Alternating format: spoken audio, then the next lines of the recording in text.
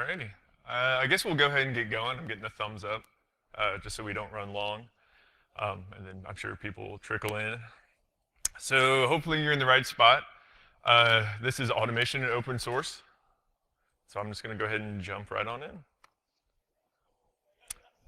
Alrighty. So kind of just to preface this and put it in context, right? This talk really highlights everybody else's work.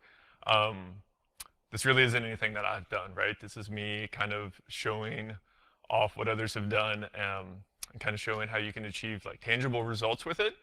But again, I don't think this industry would be in such a good place if people didn't share. So I'm a huge advocate, right, of kind of like share and share alike. So again, just thanks to everybody. Thanks to GrrCON for letting me give the talk. Right? So who am I? This is actually my first GrrCON, speaking or otherwise. So kind of a weird background. Did about 8 years in the Navy. I was a Korean linguist. I was a posture linguist. Wouldn't have known like a Linux server from a hole in the head. Moved into cyber, kind of in the counter-terror field. And then from there, got out, worked at RSA for a little bit. That was interesting. And then moved to a smaller company, went back to our cyber, and moved over to the offensive piece. Kind of focused on doing a lot with SIM, but a lot of kind of like on-the-fly malware analysis and actual like OCO, so offensive cyber. And then now I actually work for an automation company in Colorado. And another kind of caveat here, so even though I do work for an automation company, I don't really believe in giving like vendor pitches, right, at a venue like this. So there will be certain things that come up, right, that obviously touch on what I do on a day-to-day. But the whole purpose of this talk, right, is to really show you how to do automation within a security context with open source, right? So even though I may show very specific pieces of something, there's always another way to do it, and there's always an open source tool that'll fit. So if you have any questions, you're like, hey, I don't know what that is, or like, what else would do this, feel free to ask. There's always a lot out there. Okay, so the goal, right? From a C-level standpoint, right, like cybersecurity should be super easy at this point. You just build a team, you develop tools, you're gonna suck into some sort of data, you're gonna investigate that data, and then you're gonna be super safe. I think that's how it works. But we know, right, that even though this is the goal, there's a lot more to it. There's a lot more facets and angles to all of this stuff. And so really what people don't know how to do is break this down into something more manageable. And part of the reason, right, to even start out with like, so what tools are in your SOC, right? So I think now at this point, like vendors have really had their hooks into the community for a long time. Vendors are really good at selling you something that sounds like the latest and greatest, and like CISOs and other managers are like, yeah, that's cool, like I'll take two. But when you actually like deploy it and try to figure out what's going on, you realize like these things don't really work together, or like we don't know like why they should work together, what they should do or what they shouldn't do. And so now like now instead of being almost inundated with like raw data, you're inundated with data that's coming out of these tools that were bought. So you're kind of in the same situation, right? It's like this deluge of data that's totally unworkable and doesn't really mean anything. And so I think we have moved out of the point though, where it used to be every vendor really wanted to be like the single source, right? Like if you're an RSA customer, everything's got to be RSA. Like it's not going to talk to anything if it's not RSA. ArcSite, right? ArcSite just sucks to talk to in like a broad sense. But everybody's opened up, right? So like what was the problem 5 years ago isn't the problem today, but still people don't really know how to like hook these things together. This is kind of the same thing, right? Every SOC probably doesn't have enough skilled resources. You can't retain them if you do. It's really easy to bounce. I come from DC originally where like you have about a 6-month shelf life in most SOCs, and then you can double your salary, just move down the street. We still spend a lot of time hands on keyboard when we don't have to, right? A lot of manual research is still being done, which is where automation comes in. And then, again, every analyst has their own way of doing it. Their personal workflows may not actually match up. But if you can kind of automate that and kind of diagram it out, right, that's kind of where the orchestration piece comes in. And really when we start talking about this, I think the biggest focus for any management group, right, really should be on people. I think if you invest the majority of your money and time in people, kind of the tools follow. So we talked about this being the goal, right? But what it actually looks like is, well, I want to develop tools, right? Well, do I want to develop them, right? Or do I want to buy them? Like, there's pros and cons to each, right? If you have the resources internally, developing it is probably a really good idea. But who really has the depth of talent sometimes to say, okay, we like this, we like what it does, but I'm just going to build out like a full sim or just like full PCAP on the fly, and we'll get it up and running in like a timely manner. So it's like buy, develop. Okay, well, we're going to buy it, so we're going to demo it. Well, now we have to do some more market research after the demo. All right, well, cool. Now let's POC it. Now we got to go through the procurement process, which is always like super, super short. Then like, all right, now I need somebody on their side to install it and fix it and fix it and fix it, because somehow it like never works as well as it did during that POC or during that demo. Or they're like, oh no, that's possible, but I hope you bought like 120 hours of PS, which is what I do for a living. So, all right, so now you've got the super cool, super snazzy tool, and you're like, all right, I want to ingest data, right? It's like, wait, well, what data do I want to ingest? And like, do I want all the data? It's like, well, that doesn't seem like a bad plan. It's like, well, I hope you bought storage for all that data. And so, okay, so let's say you figure out what you want to ingest, right? Well, now I need to investigate it. Well, like, where do you start? Is it just like Wireshark? Very rarely can I find someone that's like, okay, I'm just going to give you a PCAP and just tell me what's bad. Like, that's fine if it's like a single PCAP and it's a training exercise. But if it's like one PCAP out of like 1 million PCAPs, and I'm like, all right, find the bad one. And be like, what the hell? So just even know where to start an investigation, right? And like the phrase cyber hunting kind of always irks me. I like cyber hunting. I like the idea of cyber hunting. But right, cyber hunting probably doesn't get triggered off of IOCs. So when you're talking about cyber hunting, you're talking about something very free form. So there's just a lot of different angles to take when you start investigating, right? So is it bad? Totally legit. You never know. And then stay safe, right? Well, the good news is you can get another job really easily, as long as you don't work in like a really small town or Vegas, as long as you don't work in Vegas. But yeah, I mean, this is like kind of what we've come to accept as normal, right? Like it's an awful process the whole way through. And at the end of it, like at least your average shelf life is only 2 years and you get to go do it somewhere else. But you see companies that kind of have a different mindset that I think kind of invest in people that don't have to follow this model. And they do a lot better overall.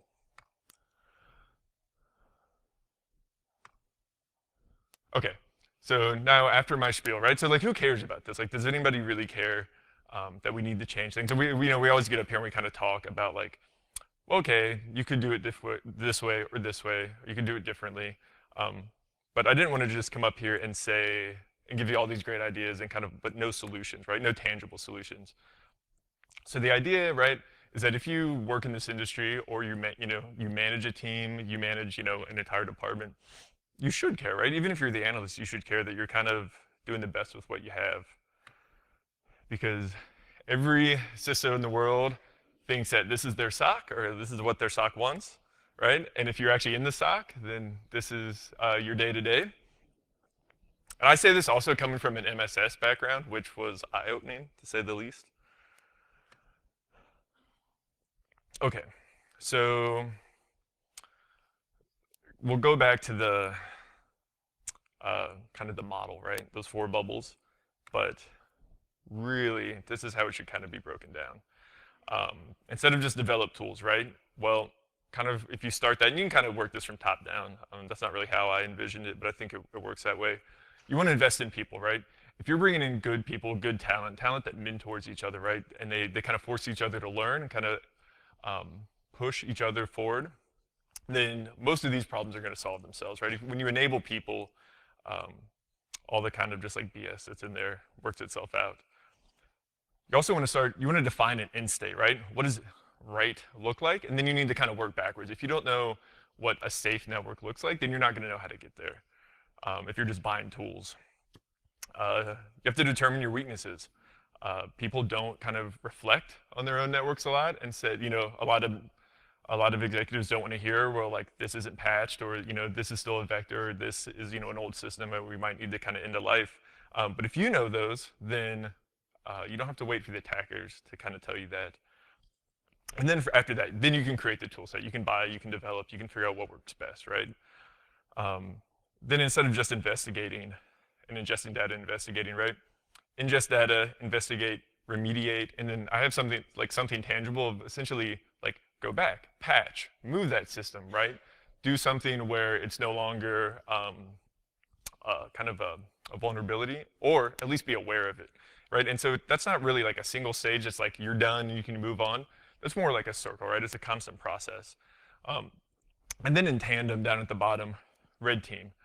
Especially in automation, like if you're not red teaming now, I mean, you're probably like really behind the curve, right? You need some sort of internal red team. If you outsource it, like that's cool too. But you should be constantly figuring out what's wrong with your network, fixing it, and then starting that all over again, right? That's really the only way to get better. And then at the end, right, you're not going to stay safe, but you're going to be safer than a lot of other targets out there. And if people are really going after opportunistic targets, then you probably won't get popped. And especially if you have a really good reputation out there of like, oh, these folks are like on top of their game, and like, you know, they've caught everything we've done, they're going to go after somebody else. Okay, and so the missing piece in that whole workflow, and I don't think this gets enough press, honestly, although you do see there's some press up there. Attribution, right? So coming from the offensive side of the house, there's nothing that's going to make me not go after somebody more than my toolkit getting exposed out there, right? Like shadow broker stats, a great one. But all this stuff, right? I'm not saying it has to be to a certain point, right? It doesn't have to be like, all right, the North Korean APT, we put one guy behind it, right? But we're talking about burning stuff like infrastructure. We're talking about burning their toolkits, right? We're sharing it out to the community, right? When you can put that level of attribution to someone in your network, you can have really good results about deterring them from your network, right? Because if they're going in there and they're just doing a smash and grab job, okay, but like how often is that really the case when you're dealing with more advanced threat actors? One thing we'll get into a little bit later is, you know, there's a great way you can, you know, short of like spinning up full honeypots, there's ways that you can kind of gain visibility of what's going on in your network and who's in there and kind of push that back out. And I guarantee if you make it hard enough or painful enough for someone to be in your network, they'll just find someone else to go harass. So I think this really needs to be the end state for most security teams, and I just feel like this isn't where people go, right? People are like, oh, well, we got phished. All right, cool. Block the URL, delete the phish. Well, that's fine, but is it constant? Is it the same actor? Is it something that you could kind of like stem the tide on? But yeah, I don't know. I feel like a lot of people do security, but no idea what the very kind of last step should be. So that was my quick 1 minute piece on attribution.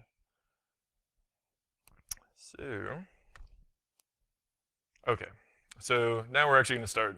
So I feel like I've given enough background, right, as to why I'm kind of giving this talk. So let's actually talk about the tools that are out there. And so open source, right? So open source, especially coming from DoD, is not the best like phrase you want to toss out there when you're talking about procurement. It's becoming a lot more open, and that's, you know, one of the reasons community, like open source, the community aspect to it is awesome. Crowdsourced, right? The more eyes you have on something, the better the tool generally is. It's transparent for the most part, and it's fairly reliable, right? I think these are what everybody would say as it comes to open source is like, this is why we want it, and this is why it works a little bit better than sometimes vendor products, right? But this is what everybody says, and they go, well, we can get it for free, right? But it's not actually free.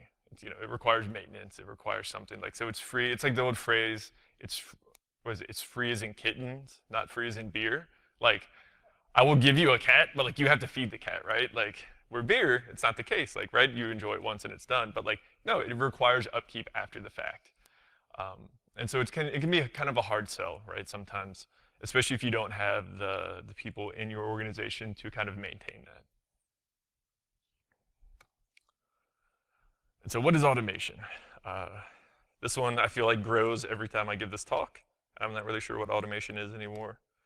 But the new buzzwords, you're probably going to see these if you haven't already seen them, especially during like vendor pitches and like Black Hat. There was a ton of this.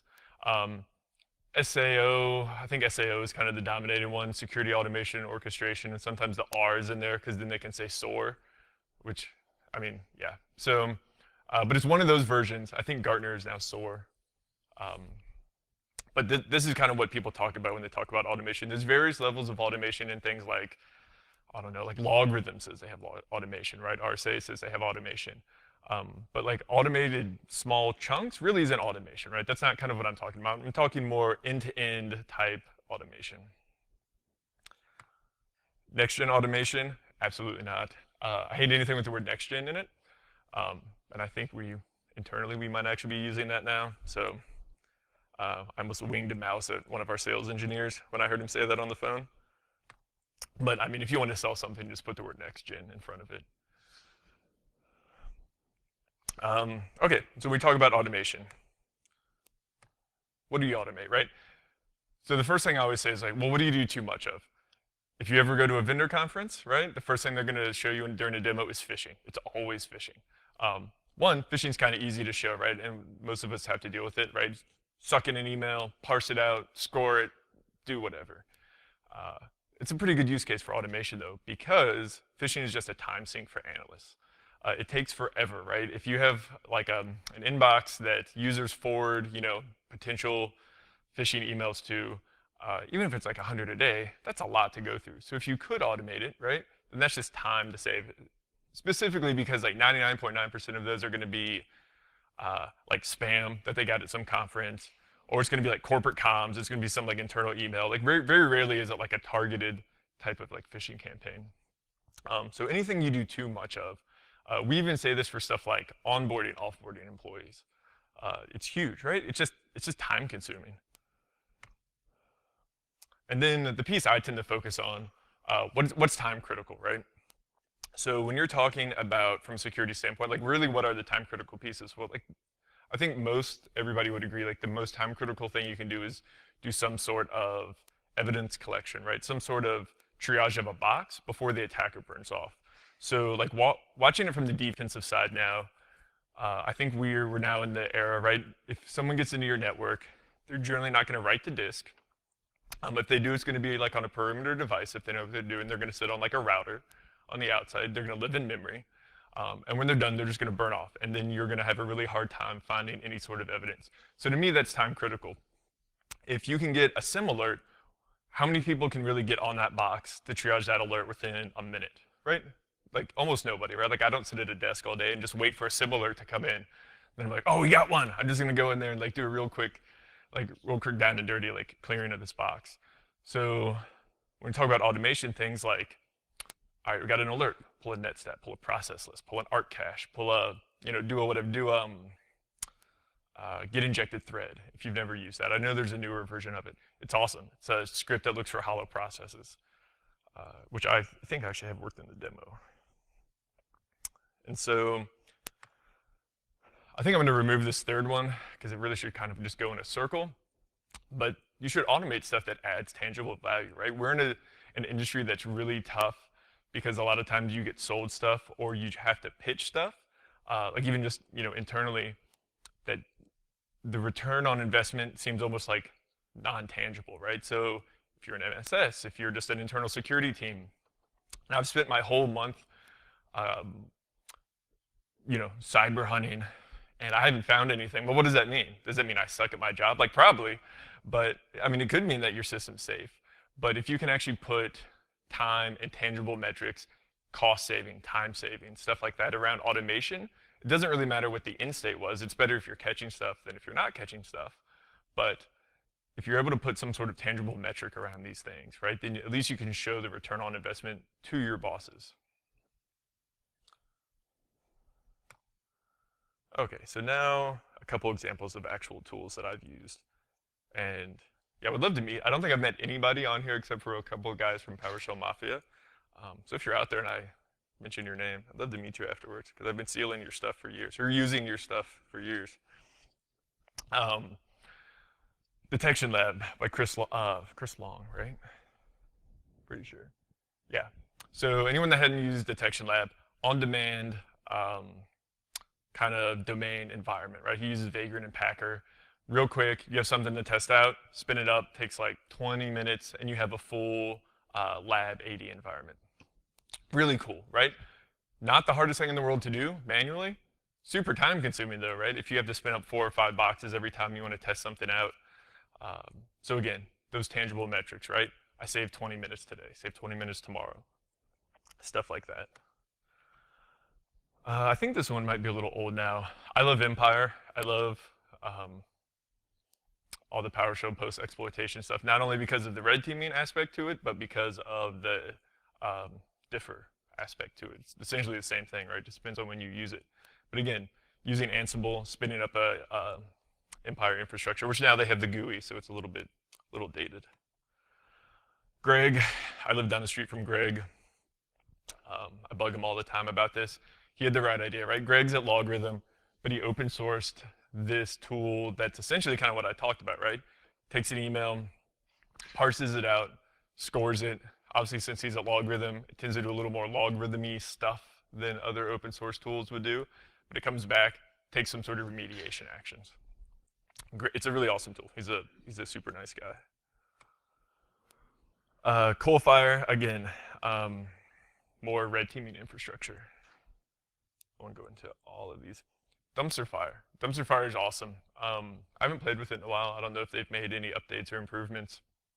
The whole premise, though, right? Kind of scripted out scenarios for red teams. And so you can get really granular and say, okay, I want to kick X, Y, Z scenario off tomorrow. And then you can have, your blue team, and you can kind of correlate the results. But again, you might not have the budget for a red team, but you can still do red team activities, right? Just because you don't have like a fully dedicated group of people doesn't mean that you can't get the same kind of return on investment if you did have a fully dedicated group of people.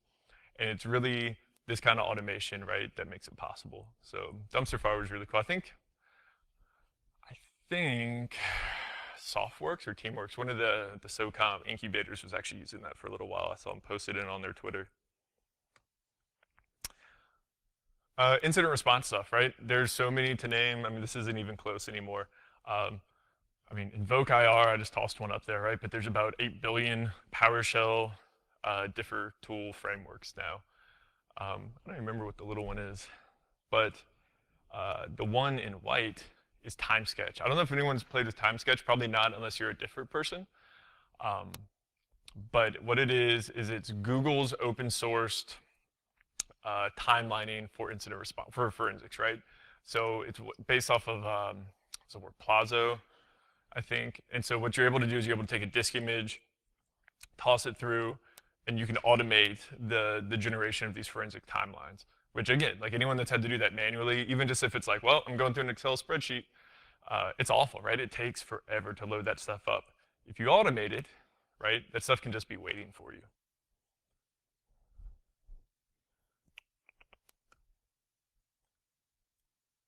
All right.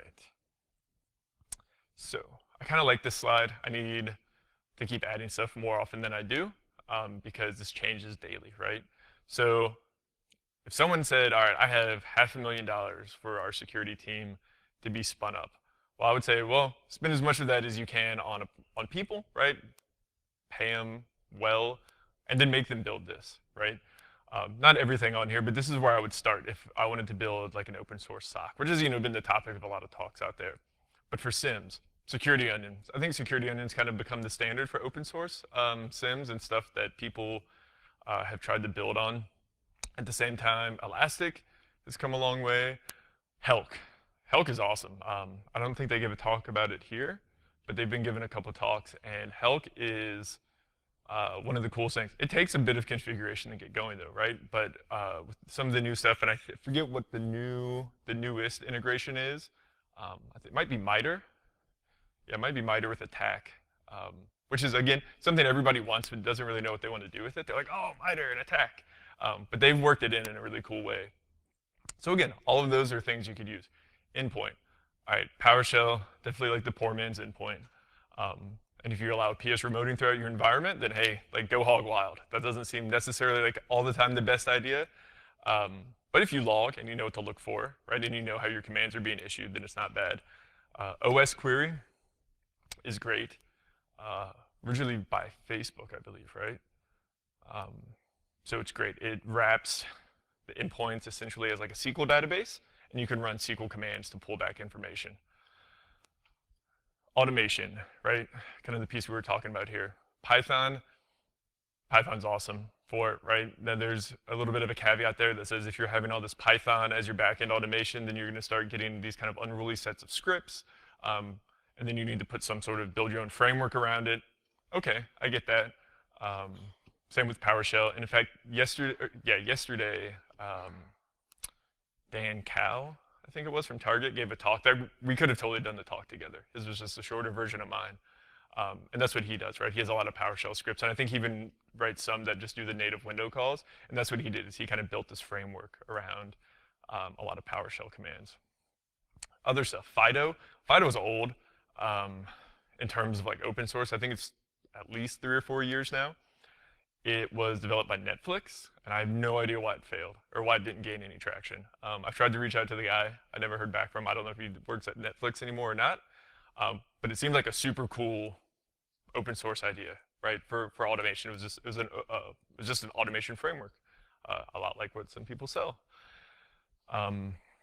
Stackstorm, awesome tool. It's still very modular, very granular in the way that it's spun up, but that is probably the closest thing on there I can say as far as an open source end-to-end automation solution.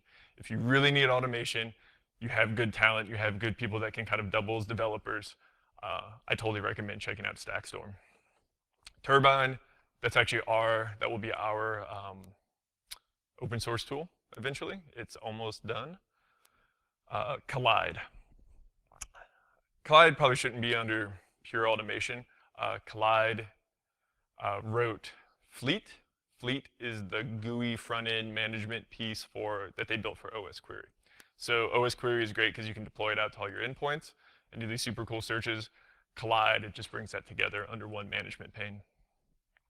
Enrichment, right? This is kind of the piece when you're talking about automation that nobody really knows what to do with. So you ingest data, you ingest an alert, right? You make a ticket or something. This ticket comes in. All right, well, it's just binary on my system. What do I need to enrich it with? Like, what really matters? Well, fires total, everybody's go-to thing. If it's not necessarily a network type alert, right, and you don't need the net stats, the ARP caches, the PS lists, the win enums, stuff like that, then maybe it's more of a phishing type attempt, right? Maybe OTX is really good. Maybe Spiderfoot. Ember by Ingame is a great one. But again, things like Spiderfoot, I don't know if Spiderfoot is still free. They haven't charged me yet, and I'm on their new, whatever, HX. But if no one's used Spiderfoot before and you're doing OSINT, it's great. Have I been pwned? Also way underutilized. You know, you can do the ad hoc single queries of saying, hey, was this username seen anywhere?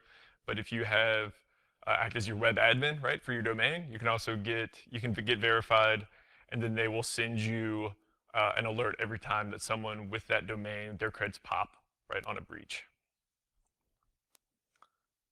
All right, so now for the demo, because we were flying through this. So I'm gonna go really slow on the demo.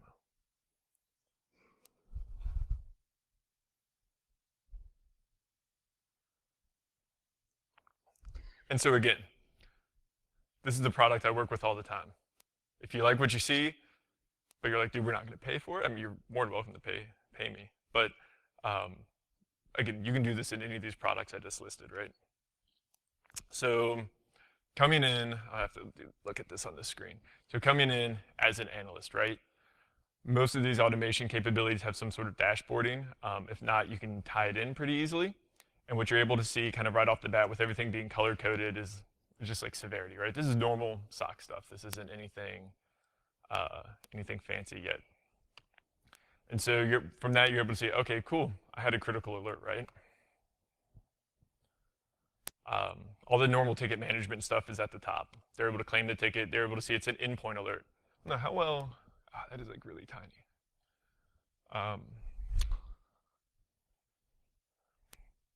But you're able to just see all the normal like metadata that would go with a ticket, right? Came from this system, needs attention. Other things with automation there, right? So when people say, well, if I'm automating a network alert, what other things, right? Not just like, what am I pulling off of that host? What ancillary data do I need? Things like this. You might not be able to see it. It's called a high-value asset, right? So if you hold a list of all your high-value assets and servers in your system, then you'll know, like, okay, this guy clicked a link for, he got in an email, right? What was that, like, John's, box? Or was it, like, the CEO's box, right? It matters, and how quick you need to do some sort of triage on it.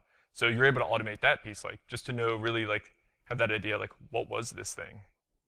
Are there any other associated alerts, right? That's another thing that's very manual, a very manual process of having to kind of pull all that together. I'll go back to that one. Notes, right? Almost all the automation solutions you can find in open source have some sort of like note taking. Again, they're very case management, ticket management-y.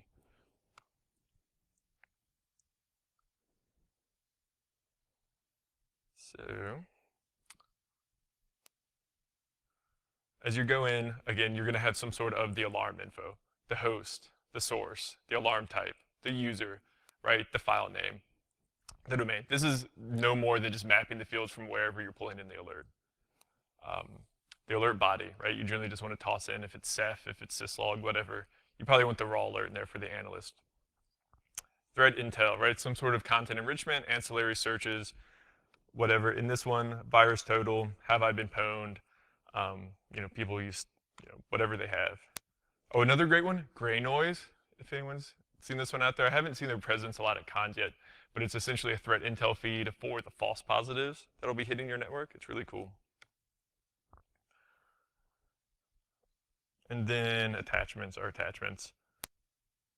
And so when we start looking actually at, though, okay, well, you automated some of this, but like, why does it matter? Well, okay, say I had a malicious binary dropped on my network, right? Okay, so it matters if I downloaded it, if I executed it. But what really matters is, well, what became of it? So in this scenario, we have some of the ancillary actions that aren't just based off of that one host. Things like query the SIM, right? Where else did that file hit, right? Who else downloaded that binary? And then, what was the other one I have? Oh, what URL did it come from, right? Was that URL seen across my network?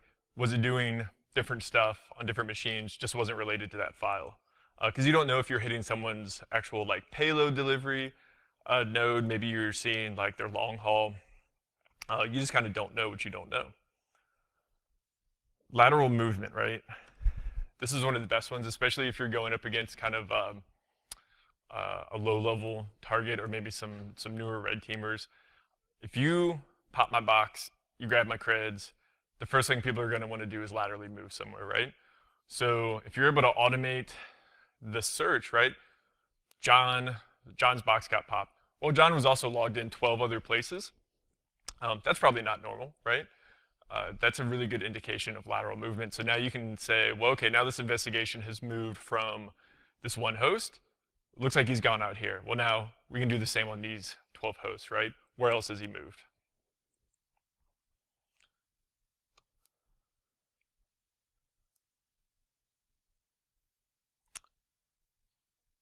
And then the actual host info, which is kind of what I've been talking about the whole time here. These are the pieces, right? So in this case, you would have gone in. Linenum is like a real quick way to grab things like running processes, installed applications, some registry information, uninstalled applications, right? Things like that. And everybody has stuff that's kind of unique to their own different process. And so it doesn't really matter what you automate, it's just that you're automating those initial steps. And so the next piece will be a netstat. Obviously, netstats are always super important. See who's connecting where. Same with ARC caches, right? You're only going to catch ARC caches for a hot second once the attacker's on there. Processes, same deal. Again, I use get injected thread a lot when I'm running stuff remote, and get injected thread checks for hollow processes. So you're able to go in, if it returns a result, that's usually a pretty bad indicator, but you can go in and check that PID, and you go back. Now you already have the information, right? You already know, okay, hey, this, like something was super wrong with this. And I think in this case, I use like Empire just to hollow out probably LSAS. That tends to be where I go. But again, if you're automating at this level, right, then it doesn't really, you're no longer kind of behooving to your analysts to get on there within like 2 or 3 minutes. You've automated the time critical piece. They might not get to this alert for an hour, but all the evidence is there for them, right, to go and kind of do the investigation after the fact. Where if you're just like, no, we don't really automate, like, yeah, maybe our, net witness box or whatever probably grabbed it. We'll just do the investigation and hunting from there. Like, you're just really kind of like hamstringing yourself for no reason, right? The attackers don't have those kind of rules on them, and they have a lot more flexibility. So coming from the defensive side, right, where we can build in flexibility is kind of where you should build in flexibility, if that makes sense, right? Like we don't have kind of the hands-off mentality where they really do. And then I think that's actually going to wrap up that part of the demo. I don't know why it's got 30 seconds left. I'll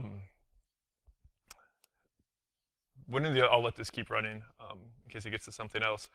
Another thing that people I've kind of helped set up automate, and this idea isn't new at all, but I think people are warming up to it. Automate kind of poisoning files around your network, right? We use Empire for it, and what we do is actually we set up a fully, just like a normal Empire like C2 infrastructure. You can embed payloads in Word documents. I mean, now in the new versions of Empire, you can kind of get payloads into anything, right? You can get payloads into like Python files, so you can make it look like stuff you're developing. You poison that around your network, right? Files that people shouldn't be opening and clicking and moving and exfilling. When they open it, depending on obviously what security they have on their end, right? It beacons back. You're able to catch, so ByteBleeder has a really great script out there called Death Star, which hooks into Empire. You can have that just kind of run, do a triage of the box of whoever opened that file, right? And then when you get in, you go, oh hey, I got a super critical alert. Someone pulled that dummy file down, opened it. This is kind of what we know about them. And then you can say like, okay, maybe it was just someone stupid poking around, but maybe it was something like a legitimate attacker, right? We've seen that a lot, and they actually had really good results with it. So just something to consider. And so kind of at this point, right? So kind of this is like a final thought. Automation, right? Automation really helps us put the focus where it should be, which is on people. To me, right, a big thing of quality of life. If you're not having to sit and triage, 1,000 alerts today, you're gonna have a lot more time to, to go to the cons, to get out there to kind of build your knowledge on other topics and just kind of like enjoy your life more. I think that's something that we've all kind of assumed isn't gonna happen working in this field. You're gonna be doing 60, you're gonna be doing 80-hour weeks, right? Which you really don't have to. The problem is that we now realize that like cyber security is almost an overwhelming task, no matter what tools you have. But if you can really remove 99% of the noise in there, you can make a better go at it. And I've had good luck with automation in doing that. And so if you do want to contact me, that's just my work email. You're always free to shoot me a line about any of these tools. It's my Twitter handle. I don't tweet. I retweet because I take people's stuff all the time, and I have to remember where it came from and figure out what I was doing with it. But you're more than welcome to follow me on there. If you DM'd me, I think you'd probably be my first direct message on Twitter. I don't have a LinkedIn anymore. I think my Twitter profile was the same as my LinkedIn, where it had the Ronald Reagan mask from Point Break, and they didn't like that. And so at this point, are there any questions?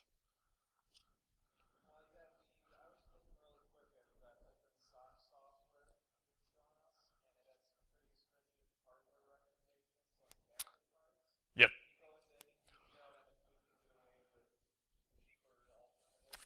So I'll say this, right? So yeah, so definitely at a broad view, these things do not like skimpy hardware, right? I feel like for all the cool stuff we're building, they're still beefy. Helk especially. Helk, I think it says minimum we want like 16 gigs, and that's like a small lab instance. Like I would not recommend doing that. But I'll say this, drilling for automation, you're gonna have the separate pieces. You're gonna have some sort of front end, web app, whatever, right? That can be like your lowest resourced box. Then you're gonna have like what I think we would call a task engine, right? Task engine is just going to be the piece running the automation. That actually probably doesn't need as much as most people think, because it's really just, it's concurrently running those threads. And I think most people get away with 16 to like 32 gigs, and the backend disk doesn't matter as much. The database is super critical. Everybody somehow is like, oh, it's just databases. It's just storing data, right? It can be like super slow.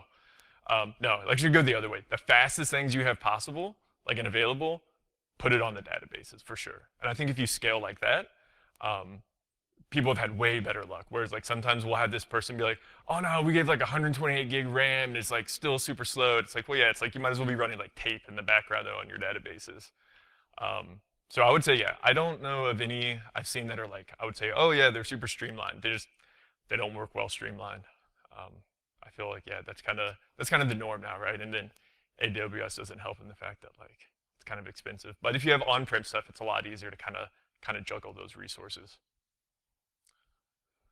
Got two over there. Oh, I'm past the black curtain. Sorry.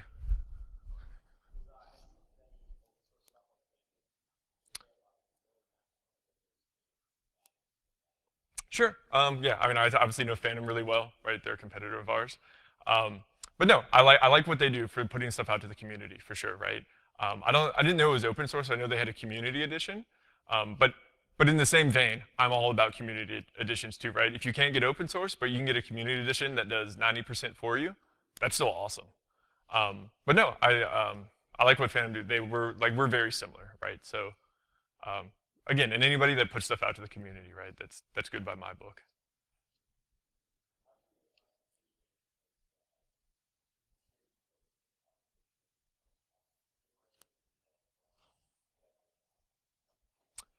Yeah. So I think you're going to see more this way, right?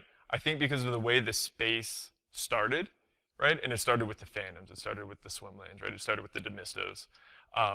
And they came out as kind of these separate entities but I think you're seeing it converge now, right? I think in 2 or 3 years, you're not going to see a huge differentiator. I think a lot of vendors are going to have it built in, even internally, right? Like we use it for a lot of stuff that's not SOC related, right? That wouldn't probably not be sold to people as like SAO or SOAR or whatever. So I think they're doing the same thing. I think they're just going to meet like this though, because they're starting to use all the same tools. It used to be I never had a requirement for people to do things like with like Ansible, right? But now we use like NetMiko all the time to issue Ansible commands. So I think you're seeing them come together. Slow head turn. Okay. Is that a question or is that a get off the stage? I'm sorry. Client installs? Oh, you mean like on like an endpoint?